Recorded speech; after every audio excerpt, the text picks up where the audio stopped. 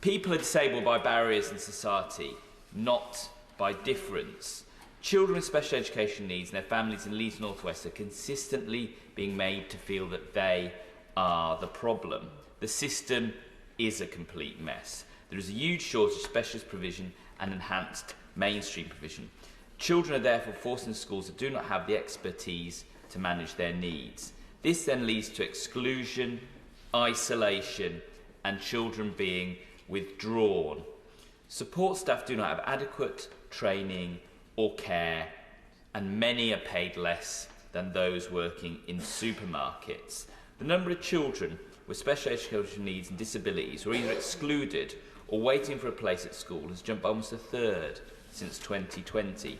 The severe delays we're seeing in children receiving EHCPs means that families in Leeds North West have been left in the dark for months about which secondary school their child will attend. Ironically, especially distressing for children with autism who often struggle with routine changes and will benefit massively from knowing where they'll be placed.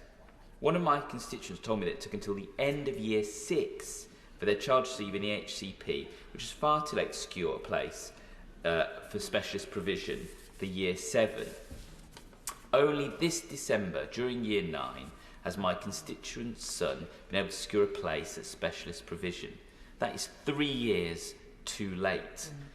He will never be able to get back the years of his childhood spent struggling with no support for his complex needs. I have to say, early intervention is non-existent. In many hospitals, a child development centre initial appointment has a waiting list of over 18 months. And after you've waited 18 months, it's not really early intervention anymore, is it? Mm-hmm. Health visitors are unable to identify children who need speech and language therapy interventions because they only have time to visit for child protection. Though child protection is absolutely vital, we need to have a holistic approach to our children. CAMHS are on their knees. Leeds CAMHS really is only taking some of the most egregious cases with huge waiting lists and massive underfunding and a workforce crisis. It's estimated that only 1 in 4 children who need help for mental health issues obtain access to CAMHS services. But I do want to, for a minute, look at some positive examples of provision in Leeds. I've recently visited 2 settings. First, Lighthouse Specialist School in my constituency, also Vine provision, which is part of Leeds City College, with my right honourable friend and neighbour, the member for Leeds Central, in his constituency.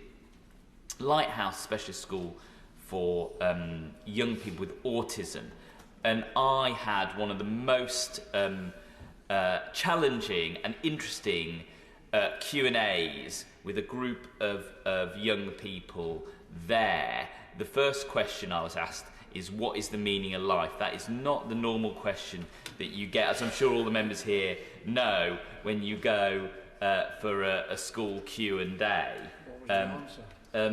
My answer, I hear the honourable member for Hayes and Harlington asking me what was my answer, and my answer was 42, referencing Douglas Adams, which they all knew far better than me.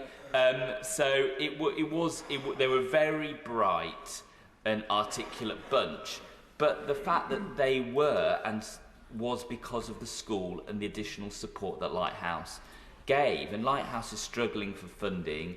It is a charity, and as well as the funding it receives, it gets additional funding and support through charitable means. But that shouldn't be how a school operates. It should be able to survive on and thrive on statutory funding. At Vine, it's a specialist PMLD facility with really a very challenging cohort of young people, many of whom are non-verbal. The families who I spoke to with my honourable friend, they were so grateful for this provision, but we need so much more. Their facilities included a hydrotherapy pool, rebound facilities and sensory perception rooms. But that is the only facility like that in the whole of Leeds, and people come from miles away.